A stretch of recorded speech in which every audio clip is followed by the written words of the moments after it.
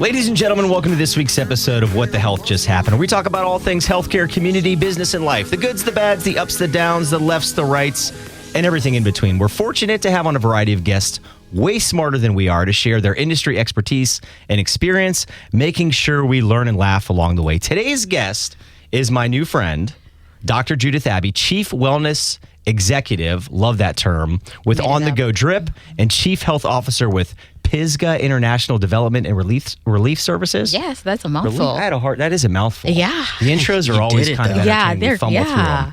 I love this part. Judith has a heart of gold, is a woman of faith, and wants to help you be inspired to make change from the inside out. That is beautiful. You said that yesterday on the call. I did. So received your bachelor's of nursing from the University of West Florida. Now has your doctor of nursing practice, family and emergency medicine. Do want to touch on that from the University of South Alabama. Holy mouthful. Wow. Dr. Judith Abbey. Oh my God. Welcome to the show. Thank you. You guys are so kind. Oh, yeah. Thank you. I'm out of breath right now.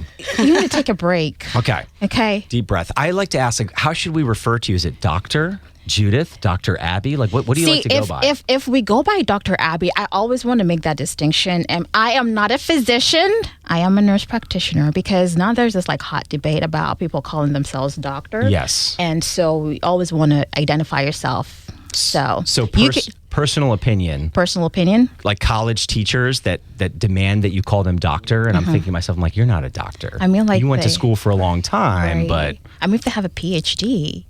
I still don't want to call him doctor. See, the term doctor means a scholar, or to teach, somebody who's attained the highest level of education in their field, right?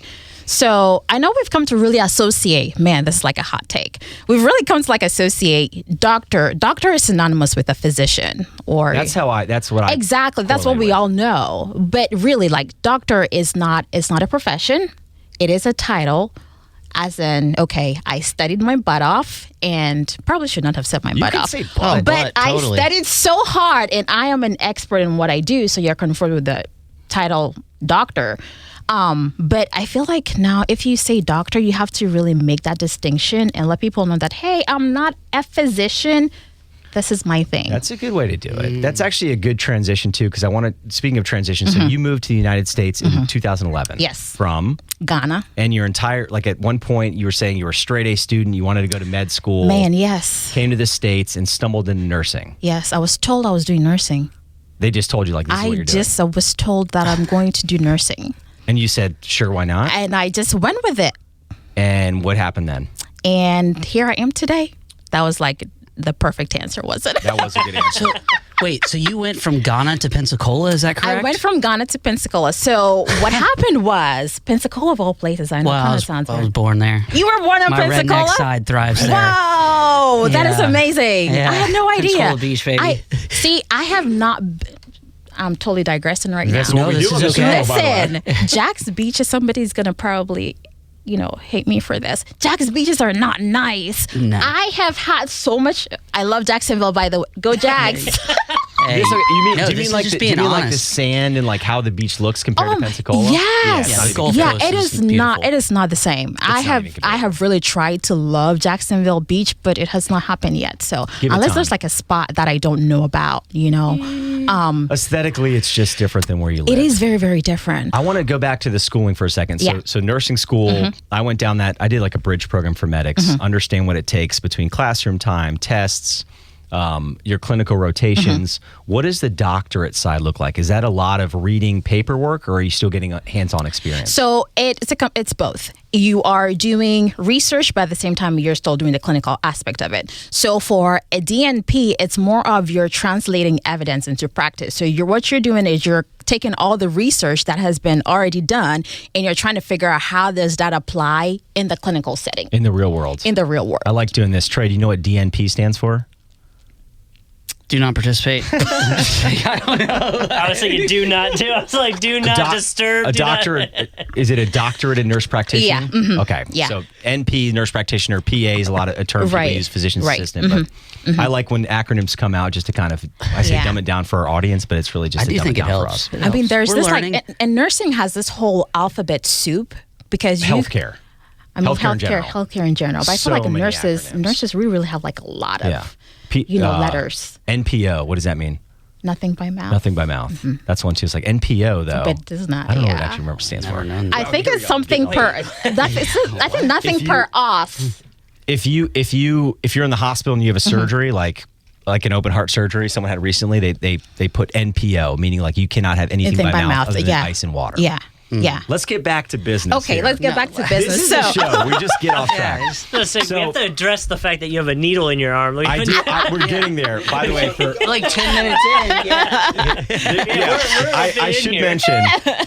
So her actual business, On the Go Drip. The simplest way to put it is you're doing mobile IV therapy. Mobile IV therapy. So let's talk about the business. And I should acknowledge I do have an IV right now, loaded with stuff. I'm pretty sure I'm getting taller as we speak. he really is. Yes. 5'6", 5'7". This is Yeah. the first time though that we've done an IV. But let's talk about this is the the first business. time you've done an IV? No, I mean on the show. Oh yeah.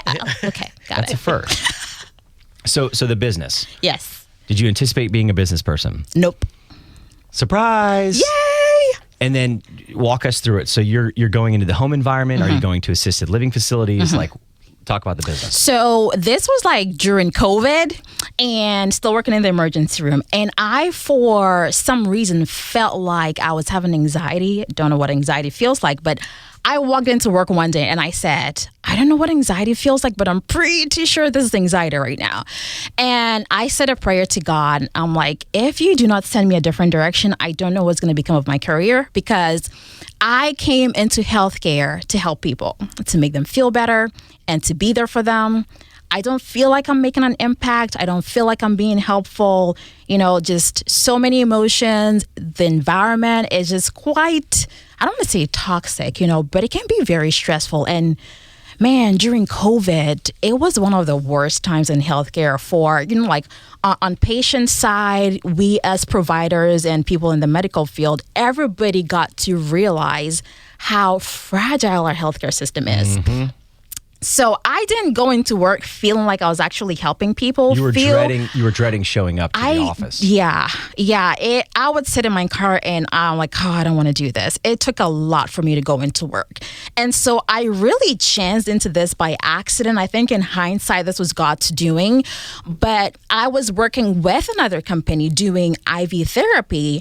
And Outside, were you working shift at the hospital, then picking up shifts, Exactly. starting IVs for another company? Yes. And this was in Orlando. Yeah, this was in correct? Orlando, Okay. yes. So it was a big difference, just night and day, from what the ER environment is to going into someone's home. Like, they let you into their home and they like that you're there, and they're grateful that you're there. And you actually feel like you get to spend time with them and you're taking care of them. And they say thank you. And you leave, feel like you have this feeling like, oh my gosh, I did something good. did something, And I had lost that feeling in a long time. So I was like, well, I think there's a direction I want to go. And that really is what spurred the change for me. What year was that? This was 2022. Everything's a blur since 2020. I know. Does anyone else feel that way? Yeah. I feel like 2020, 21, 22, it's just all like one big year. I love these stories because I'm a self-proclaimed entrepreneur. So I still talk about trademarking that term, even though someone probably has at this point. But you're an entrepreneur. Yeah. You were working hands-on care, taking care of clients. COVID, again, the amount of turnover with physicians, nurses, CNAs, insert any term in the healthcare industry. You went out on a limb. I did. Started a company. Have you got your teeth kicked in yet? Oh my gosh. On a daily basis, or how often? Every day. Every day? Every day. It's so fun. Every day. Business is fun. It is. If I knew certain things I know now, I would not have done it. You wouldn't have done it? Oh my gosh, no. I was full of excitement because I'm like, I'm going to make a difference, like I'm going to go into people's homes and I'm going to help them feel better. I had no idea what went into it. I'm like, I'm going to just figure it out. And it's been fun. And a learning curve. Oh my gosh, yes, every day. So we're going to acknowledge this now too. Some of people will see this on camera somewhere. I literally have an IV in right now. What's that? A 500 cc bag? That's a 500 bag. saline. What's in this bag? So you have the opportunity. You get certain medications. You got your fancy little kit over there with all these. I call them drugs, but we'll call them medications. What kind of stuff's in that kit right there? So- What am I experiencing Okay, right now? so for you right now, you're getting this 500cc saline bag. Now we can really go into like the whole science Osmolarity between exactly. lactate We're not ringer. gonna do that here. But some of the common IV fluids that we use is either going to be lactated ringers, same as we use in the hospital, or saline. In this case, we're using saline. And in this bag, you have some B complex vitamins. Do you like taste that, or not really? No. No. Okay, I fine. don't. We just keep moving I right keep along. putting in cough drops too, though, so maybe that's affecting the taste. Oh yeah, you're all messed Yeah. up.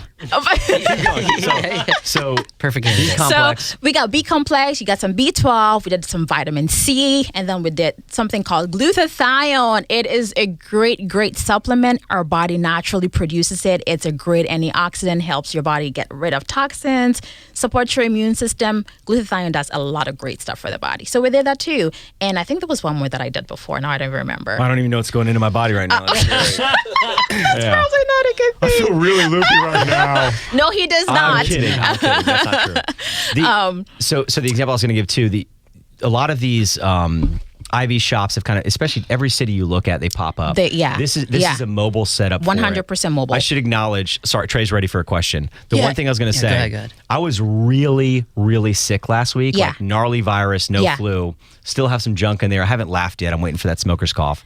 I'm just excited because I know for a fact that this will improve how I feel quickly. Right. So thank you for that. Right. And Trey, go ahead. Trey's before I- chomping at the So, bit. all right, I've never seen this, never really been a part of it. From like the client side, what is the experience? Like, if I'm sick, do I reach out to you? If I'm hungover, do I reach out to you? And what are the two different like menus? Is it like a menu? Is it through an app? How does that whole process Right. work? So I want to talk about the menu part first, because oftentimes we know, okay, I'm feeling, I'll go with hangover. Okay. I'm hungover and I need an IV. Why do you know that's possible? Because probably in the past, you've been hungover so bad before and you've gone to the ER because like you were like miserable. You're probably like puking. You That's just really feel bad. like I was gonna say, I've never miserable. done that. I actually just Instagram. I would credit them for why I would be aware but of you like guys. there's instances where you do not have to go to the emergency room for certain things, and so I don't want you just picking off of a menu. And I think that's one thing that this industry is trying to get better at, because oftentimes we find ourselves just picking off of a menu, but really there needs to be an established patient-provider relationship. Like that's one of the key things for me, because I really need to know that, are you just having a hangover, or there are other things that's happening for which you actually do need to go to the emergency room for. So there's this aspect of it where we can help with sick people, so hangover being one of the instances, or we treat people with migraines, or you have like a really bad stomach flu or food poisoning. Those are some things that we could safely treat you at home, but it's contingent on the fact that I've done like a thorough assessment to make sure that nothing else is going on. And so we tend to think that IV therapy is very simple. Okay, pick from a menu and go on about your business. And really that's not the right way to be looking at it. Like I stress so much on, I need to know what else is going on, because you're still practicing medicine. And when we're taught in schools to do something called differential diagnosis, right? So like, what are all the other possible things that could be happening? I don't just want you to pick this thing off of a menu and I show up and I just give you whatever because that's what you wanted. So I hope that clarifies a little bit. No, that clarifies a lot, only because it would actually make me more comfortable to go with someone like you, because I've been in places where they're like, just come in here, we'll give you what you want. It's like, is that easy? That is okay. I would say the differentiating factor for your business and your model. Right. So again, There's a relationship. There is a relationship. in Nashville. This has happened within the last 2 Right. years. I woke up feeling rough. I go online, find an IV place. I walk in. They're like, here's a menu. You show up. They take your blood pressure. They give you an IV. Right. That is strictly for hangover. This business model, which I like, for at least the last couple of years, everyone thinks hangover. This is a medical. Like you do a diagnosis. You're having a conversation to determine what's going on. Right. Post-flu, flu-like symptoms, aches, chills, dehydration is a huge one. So if you look at the elder population, one of the number one causes of hospital readmission is dehydration. So hydrating, again, the way this works, it goes into your blood system significantly faster, how your body breaks it down. But that's the biggest thing. So you had talked about your process. You do 4 things. Yes. Let's talk So about that. we have this framework, and I call it the On the Go Drip Excellence Framework. And it basically is 4 set steps that we go through. So there's this first part about discovery, and it's just what it is. I want to know about you. I'm going to get your history. What surgeries have you had? What medications are you on? What's going on with you today? And what are we really trying to accomplish with this IV therapy? So that's the first part. And then we move on to step number 2 is what I call solution presentation. So, okay, based off what Trey you've mentioned to me, I think that this is the direction we need to go with your IV treatment.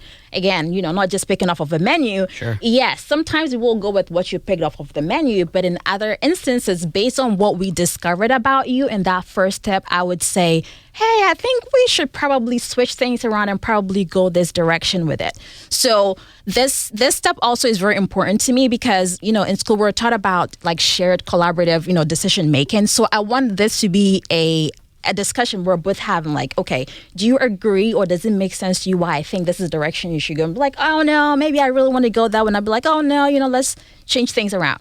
So we present the solution to you, and then the next step is for us to implement what we talked about. So in this case, we set up, and it's not only IV therapy because we're doing lab work as well. We're calling in prescriptions. So there's like a whole other side of this. It's not just the IV just therapy. this. Yes, right. Gotcha. It's not just the IV therapy part of it. That's one of the key things we do, but there's a whole lab work component that's, that goes into it. And again, just briefly going back to that patient relationship, like we see patients and they're hungover or, they got a stomach flu. We're able to call in prescriptions for them because we've actually established that relationship with them, because if you walked into an IV bar, they may not be able to do that for you. So we have these other things that we find that our patients, they find that valuable, And then the last step being a service and review. So, okay, we've learned about you.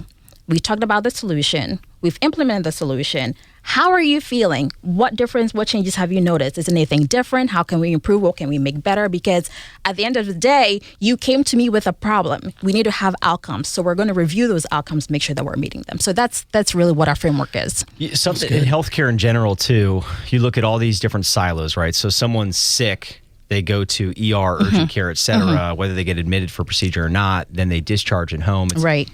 I believe more and more people want to be seen and taken care of in the home environment, right? So telemedicine stuff. Yes. How are you getting your lab work? There's mobile lab places now. But I just believe that more and more healthcare will move into the home. Yeah. Now, again, we'll have to acknowledge this. This is not covered by insurance. It's not. Because it's not considered, what was it? I forgot the term. It's like retail medicine kind of thing. It's elective. That's the term I was looking for. It's an elective process, but I think eventually it could be something that's considered a medical necessity. Right. Now, I don't know what that looks like, but I'm just acknowledging again, the home setting, that's where people want to be. Exactly.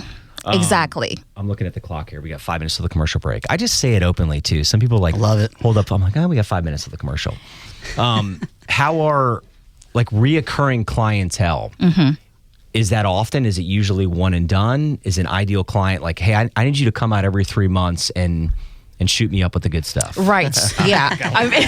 Ideal clients, I have a couple of clients or patients that they just get it. So there is Trey, going back to what we're talking about, there's that sick aspect of it. Okay. So there's the hangovers, there's the dehydration, but then there are also people who are using this for just proactive wellness in general. Proactive wellness. That's the term I was looking for. Yes. And I feel like we have become a very reactive society. Our culture is very reactive. So we want to wait last minute till we're starting to have all these symptoms and we're like, oh my gosh, what's happening? And Guilty. then you want to try to figure out what's going on. But then oftentimes when you're having those physical symptoms, it's, things have been happening on the inside for a while that you've been ignoring. So when it begins to show as physical symptoms, it's like, okay, we have some work to do here.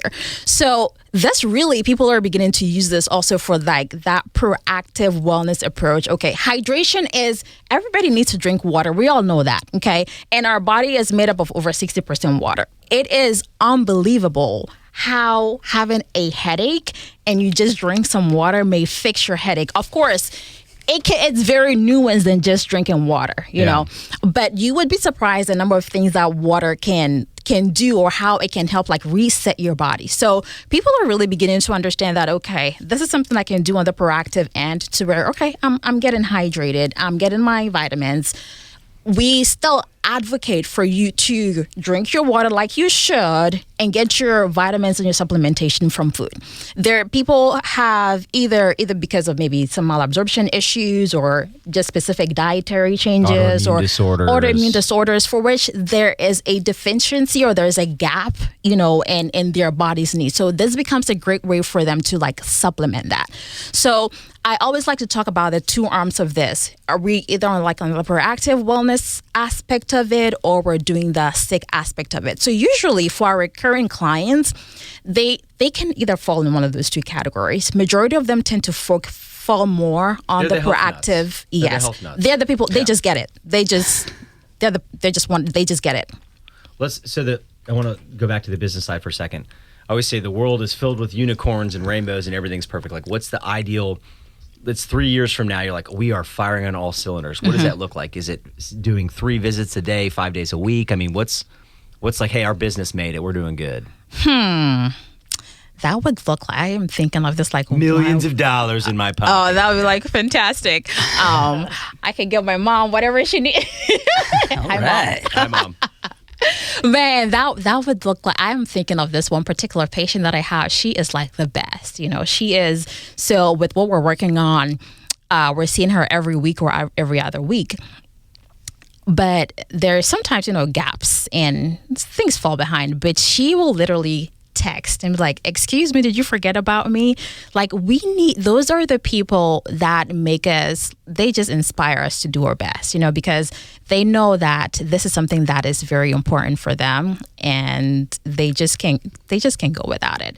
So we're firing on all cylinders. We have like a bazillion of these people who they just get the message, and we just want people to get the message. And really, what we're doing is more than IV therapy. We want to inspire healthy change from the inside out. Like, I'm really passionate about that because we have for so long, we wait till things are getting out of hand. But there's so many simple things that we could do to prevent from getting to like the bad parts, So our whole thing out on the Go Drip is we want to inspire people to change from the inside out and be proactive and be more supportive of their health and their well-being. And man, I get so passionate about this because we always talk about health and we think health is synonymous with wellness, but they're like two different things. Oh, yeah. Wellness is all encompassing, and health seems to be a state in wellness. So we can definitely talk more about that. Wow. I told you 24 minutes would fly by. It just flies. Oh my gosh. Dr. Judith Abbey on the Go Drip. On the Go Drip. That's what the hell just happened. Woohoo! Welcome back to the second half of What the Hell Just Happened. If you missed the first half here on the radio, good news is it's available on your favorite podcast platform under What the Hell Just Happened. If you're on the podcast, we don't have commercials yet, which is probably a good thing. One day. Yay. One day. Well, the radio station has commercials. That's what I'm saying. That's why it's welcome back to the commercial. Oh, duh. Here we go. We love butchering intros. That's our thing. That's fantastic. So Dr. Judith Abbey, the founder, I like the term too. Like, I love cool titles. Chief Wellness Executive. I made that up. That's good. You started, but you can call yourself whatever. Like, that's I came up, yeah. On the Go Drip. So by the way, she administered an IV the first half. Yes, That's we out did. now too. Wrapped perfectly, not a drop of blood anywhere. Listen. I feel invincible. I don't know what you put in there, but it felt like rocket fuel. Mobile IV coming into the home environment, obviously proactive care, rehydration, flu symptoms. Everyone thinks of hangovers, but there's a lot more into it. Right. And obviously, you can learn about it in the first half. So before we go into the second half of the conversation, we're going to play our favorite game, Healthy or Not Healthy. All right. Healthy or Not Healthy, the American healthcare system. Not healthy. Don't blame her. Healthy or Not Healthy, running your own business. Healthy. Healthy or Not Healthy, life work leadership. Fantastic. I'm going to give them a free, healthy. We like shout outs and plugs. Very healthy. Life Work Leadership is this local Christian leadership program that I was not going to sign up for. That's how we met. Same. That's how we met. Yeah. And again, met some incredible people. Yeah. So healthy. Yeah, very healthy. Healthy or Not Healthy, getting IV therapy in the home setting. Very healthy. Very healthy. Healthy or Not Healthy, bouncing around the state of Florida. Healthy. Healthy? Yeah.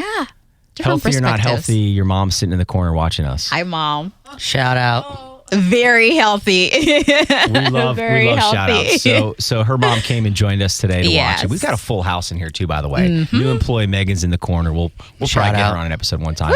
So that's a good transition. We'll do a little personal stuff here. You are very family centric. Very. So did you always grow up that way? I mean, you talk about your mom and dad. You beam with joy, big smile, 2 older brothers. Yes. Like, was it always like that? Is this culturally normal in Ghana? I mean, is it just like you clearly love your family? Our culture is very communal.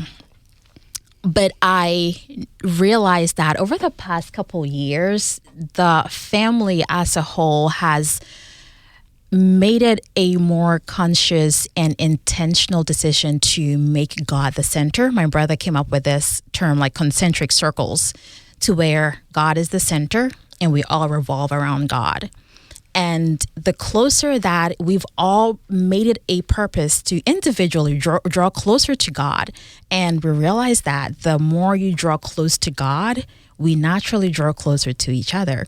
And our family, we are so close. So we all live together under one roof. Yes. Everyone. Everyone. How many? 7. I mean, that sounds That's not a- healthy to me. that- I'm kidding. It is I'm kidding. it is All a in, baby. 3-generation household. It's a 3-generation household, but our culture is very That's communal. Special. That's special. And though. so when mom and dad, they voluntarily retired. Mom was the assistant principal for a high school, one of the most prestigious high schools back home in Ghana. Like, she was like top dog in education. She was the boss. She yes. Yes, she voluntarily retired.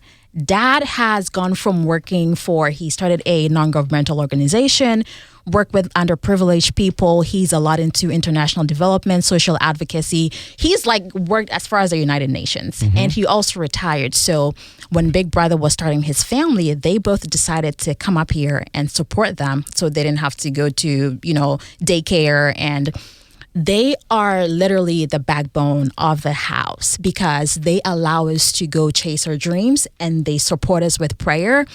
And Mom and Yeah, dad. that's We love mom and awesome. dads.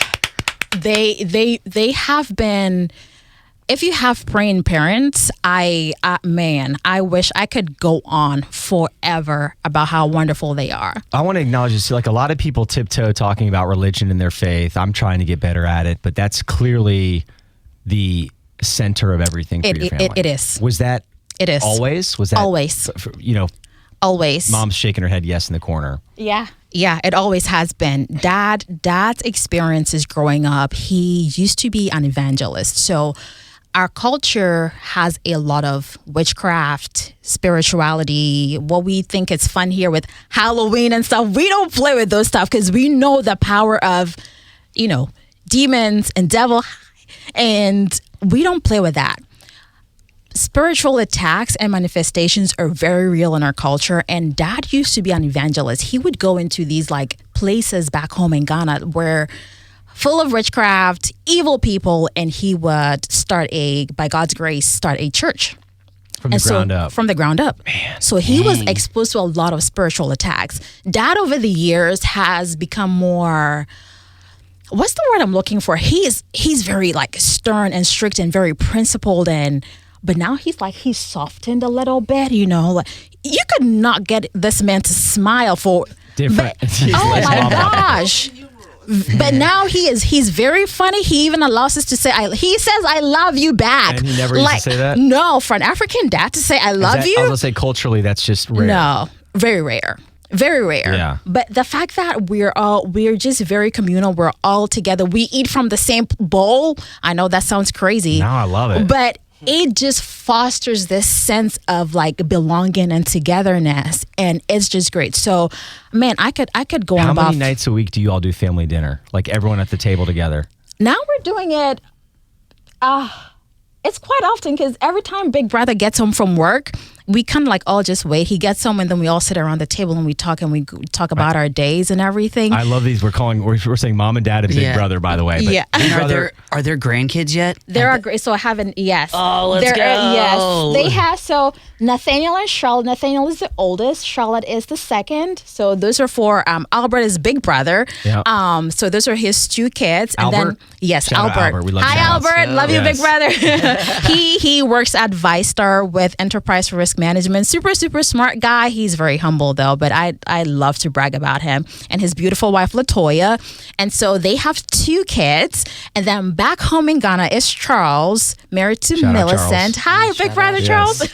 And then they have three. So there's Cyril, there's Michelle, and then the baby, we call him CB for Charles, baby Charles. do you travel back to Ghana at all? I mean, Yes, we do. How often? We just went there last summer. Mom and dad and the rest of the family were there for like close to like 2 months or so. All right. 3 months, yeah. And then middle brother, who's also still big brother. Yeah, Does he come to the States sometime? He hasn't been here yet. That is That's tough. yeah, he's been here once like a long time ago, probably Yeah. like 2004, 5, and he hasn't made it back yet. So we're hoping. Again, just culturally, how different the world is that I think people just don't recognize because we're all in our own little blinders and Right. silos, and everything I think is normal is completely abnormal. But I love family dinners. That's why I asked about that. Family dinner. Yes. We're adamant. I've got 3 young kids, and it's like at least twice a week we get- have to have family dinner. It's a disaster, but we get it done. It's healthy. beautiful. It's beautiful. And one thing I want to quickly add is we have gone from, because we didn't used to do this a lot, but we meet on Monday nights for family worship, and then we meet on Friday evenings. We meet on Saturdays. So like for majority of the week, we're always getting together to sing and pray, and that is just wonderful. Singers, I can't sing. We try our best. We try our best. We try our best. I'm going to talk about life work leadership again too, Mm-hmm. because eventually I'd like to get them on the show. I think the program's incredible. You meet once a month across Right. 8 or 9 months. They have these outstanding speakers that come It's in. wonderful. How Wonderful. did you hear about it? Like, how did you get brought into this group of people? There was a networking event through the Jack's Chamber at, I believe it was Plenty. And it's on Riverside. Okay. Yeah. And Aaron was at that networking event. So we got to like talking.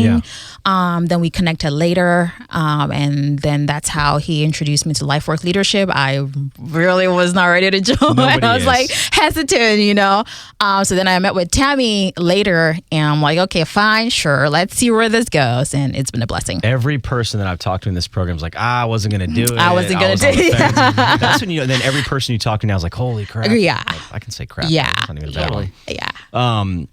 Okay, let's go back to some healthcare stuff. Okay. Who are you not working with that you like to? Like a second off screen, we asked about wellness fairs. So for companies that we work with, sometimes we'll help put on wellness fairs. So from a business side, are there organizations that you could tie into? Large healthcare systems, Baptist Mayo, UF Health, Ascension, like what, is there an opportunity to work with them? We would really, really love to. I feel like because this is such a new industry and it's still emerging, we're trying to like, get things like figured out and standardized. And so there is some sort of, I feel like liability or risk, I hate the L. I call it the L word. Right? I don't like the L word. I had a conversation with somebody with Florida Blue Cross Blue Shield a couple weeks back, and and so just like really telling her about what we can offer, and just like there's always like this like liability and risk part of it, and I'm like I understand, but there's so much more we can offer than just IV therapy. And so I'm really looking forward to like working with these like big healthcare organizations, because wellness it's like in every day, or like every day. It's exploding in popularity too. I think 10 years ago, you had a small population that was into like, certain physical fitness, diet. Like it's just growing. It's and popular, growing, which is a good thing. Yes. We talk about the liability word. So if you look at large hospital settings, everybody wants their cut. Like this is just a reality. So if you get a relationship with a large healthcare system, how are they getting their cut? Right. I think where the opportunity is especially case managers in hospital systems, as a patient is discharging from the hospital, understanding, one, what financial means do they have, because insurance does not cover this yet. Right. That's a big one. And it makes me think of home health care. Who needs a CNA in the home helping with ADLs? But I love what you're doing. Right. We need to get more people on board and, let them know. Need more patients. What's the website? Let's start plugging this. Everybody, On the Go Drip. On the Go Drip. On the Go Drip. On the Go Drip. So go online, enter information, the assessment to start. Yes. What does scheduling look like? Are you texting back and forth? Do they say, hey, the only day I have is Thursday? We really try hard to accommodate all of our patient requests. And so if that's not feasible, we would work with you to find an option that works best for you. Because three things. We guarantee your comfort, your privacy, and convenience. Comfort, privacy, convenience. That's our guarantee to you. Comfort, I'm writing this down. Privacy. And convenience. Convenience. CPC. CPC. We need Oh, man, that is so baby. good. CPC. Comfort, CPC. privacy, and convenience. Yes. Not cost per click. That's a whole different one. No, we're yeah. So they go online and they let us know when they would like us to come see them, and we would ask, okay, what are the options? What are we working with here? If we're not able to accommodate them because we're so busy, because sometimes it happens, and then we'll work with them to get something going for them. I want to emphasize too, like your experience. This is not someone goes to nursing school. You have an associate's degree in nursing, a bachelor's degree in nursing. Your master's, et cetera. You have experience working in multiple different areas, right? I wrote this down. So med-surg, PCU, ICU, picking up shifts in the PACU, the ER, which overlaps anything. So what department was your least favorite in the hospital? Med-surg. Med-surg. You know what med-surg is? It's basically like where everyone just gets thrown into it. You leave the ER, you go to med-surg, and you just kind of sit there and push meds. I was going to say, are you paper pushing, or are you literally like counting pills? A nightmare too. It sucks. I would assume in this role, there's not much paperwork. There is paperwork, but not a lot. No. It's not, you don't have to check certain boxes. Med-surg? Is that med-surg. Yeah. Medical surgical surgical unit. Yeah. He calls it med-surg. Those are some of your hardworking nurses. Oh, that's a grind. Oh my gosh. The patient ratio is 6-to-1. You know what patient ratio means? How many patients you have as a nurse. Okay, so got you. That's again a huge debate with nurses that are going on strike. Their patient ratios through the roof. Yeah. You talk about burnout. The reason so many nurses are leaving, and we could open a whole different can. Oh, but you know what you did it. You said, I'm going out on my own and I'm doing this. This is a tough question, but I got to ask it. Okay. Like, when would you hang it up? When are you like, I can't do this anymore? Some people don't talk about that. You don't have to say, I'm not answering that.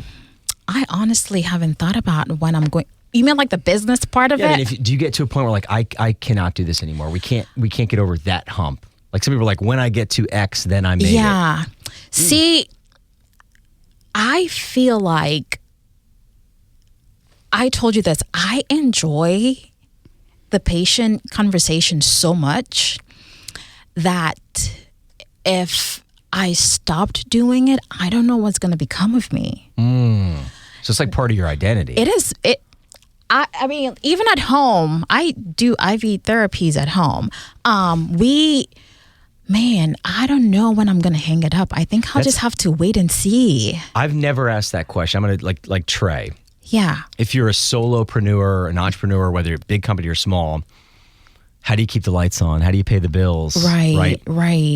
Sometimes when do you hang it up? Trey's killing it right. By the way, if you need any video stuff, Go Trey. Shout out Trey.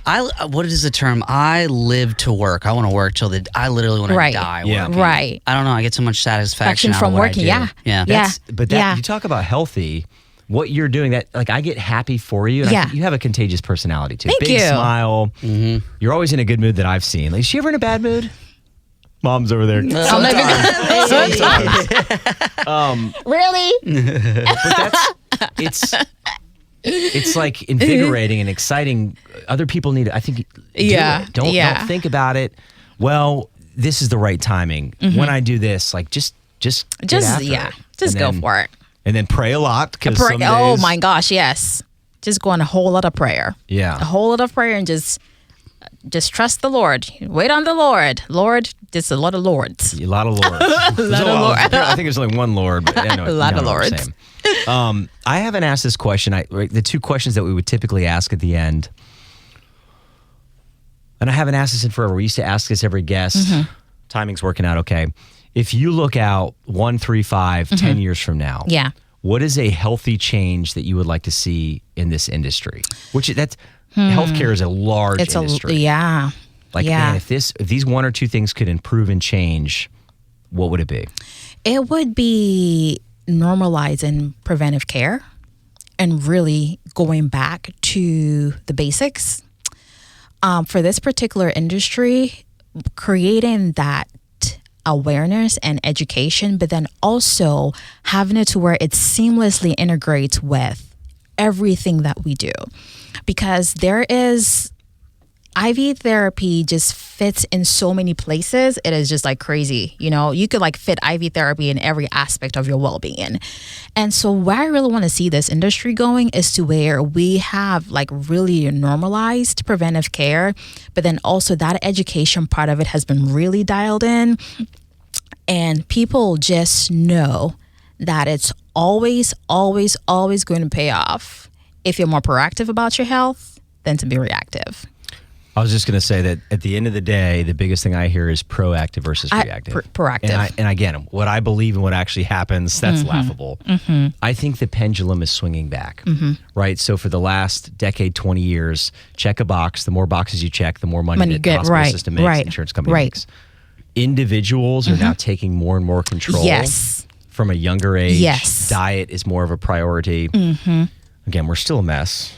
I think it's 40% of the United States population is Americans need to get it obese. together. Yeah. Well, tough love. You're right. You're right on Tough that. love. You're right on that. Like lots of people are really beginning to ask questions like, what else is out there? You know, we're not saying that conventional traditional medicine is bad. Like 100 years ago, you know, traditional medicine was untraditional then, you know, but it's come a long way and it's built the foundation for a lot of the things that we know today. Like we're curing diseases and we're treating infections and everything is great.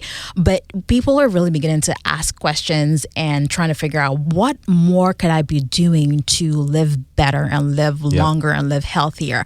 And one thing else I forgot to mention is what I'd like to see in this industry is to where we have like a standardized approach to how we're treating patients and how we're working with clients. Because is this the IV side specifically? The IV side specifically, because like, you know, how we have this framework that we work with because and it makes our outcomes really, really good. But it's just very different out there because, you know, everybody is opening an IV therapy shop and you're not sure where you're getting. You don't even know who you're working with. And so I feel like, you know, in the next couple of years, we're going to begin to see some more standardized approaches to how people are being treated when it comes to, you know, IV therapy in particular. I like that. And this is to kind of emphasize what we said earlier, also plugging your business. What you're doing is different. If you look at these IV clinics, and I'm not knocking them, right? No, I want absolutely not. Every business in the world to make it. I want everyone to be able to pay their bills, live comfortably, support mom and dad if that's what it is. If you look at markets like Las Vegas, New York City, LA, right? There's a much larger population. Again, a lot more hungover. That's what the standard of IV care was. Right. This is what I need. Go in one time, pay for it, leave. What you're doing is a different approach, right? It's a clinical process. Right. You're determining what's going on. You're still going to have those people as one-time hits, but this is bigger than that. Right. And I think the assessment's a big part of that. Right. Did I mention I like you? Like I just feel like she's kind of contagious here. You have this like aura and persona about, which is just great. You're very easy to talk to. Why is it in y'all's industry, it seems like anything that is preventative cannot be covered under health insurance? It's all out of, like, we got about 3.5 minutes. We got like 2 minutes, Trey, but like, this is no, but as I know it's about the money, I don't mind but saying it just stinks. Like it boils. But I'm telling, I believe that is changing. The wellness, like the. Man, I can get in trouble for saying this, like because your preventative stuff is going to save money in the long run. We know that. The sicker that you are, the more money that every large hospital system makes, every large insurance carrier makes. And let me reiterate this. Our company, 212 Benefits, we work in employee benefits health insurance. We are working with all the large carriers. There is a place for it. Again, this will get me in trouble. We'll see if we chop this clip up. The sicker that you are, the sicker that I am, anyone in this room, the more money that flows. Yeah. And that's capitalism, I guess. Not going to hate it. But again, I think individually, people are holding themselves more accountable and are so tired of paying these again, X amount of dollars for an IV treatment that's going to avoid me going to the hospital or being on a blood pressure medicine or whatever it is. Yeah. Once people figure out the money and how it flows, I think the money will start flowing Definitely. on the spot. Definitely. I think Rant's that's over. Sorry about that. Well, I brought it up. side rant also, and just to add to what you're saying, because now functional medicine has become a really exploded Yep. really big, because we're wanting to figure out, okay, what is the root cause? Like, what is causing these symptoms that are happening, instead of very disease management and symptom focus. And oh my gosh, I could go on forever about this. That's a whole different conversation. A whole different conversation, because you begin to talk about what the nursing model is. And I think I mentioned this to you yesterday, the nursing model versus the medical model. And we're at the end of it, yes, we all converge right back at the patient. But how we're trained as nurses is completely different from what the medical model is. Yep. And the medical model is very pathology, pathophysiology, disease process, and how we treat and we cure. And nursing is coming from a holistic health promotion, health prevention, like patient-centered care. Let's bring the whole family into the situation. How do we make sure we're getting not only you, but your whole family to feel well? So nursing has been doing this functional approach, holistic approach for a long time. And anyway, I digress. But no, yes. I'm looking at the clock. We just are out of time. The show's over. Any last minute shout outs before we wrap it up? Oh, yes. Shout out to God for making today happen. Yes, because in the grand scheme of things, I would have never imagined I would be sitting here with you having this wonderful conversation. Also, I would definitely like to do this again, because it's like a lot of fun. Repeat client? Yes, repeat offender, because there's so much to talk about. But shout out to God. I love it. That's the first God shout out, I think. I mean, maybe what's not. The bar high? Maybe not. Oh, I hope I am. It's hard to tell. We lose track of how many of these we've done, by the way. Yeah. But, I had a blast. Hopefully you did too. Yes. On the Go Drip. Judith Abbey, Dr. J. That's a basketball player. I don't know if you know who that is. I have no idea who that is, but we'll just go with it. Dr. J. We'll just go with it. That's what the hell just happened. Woo! Yay!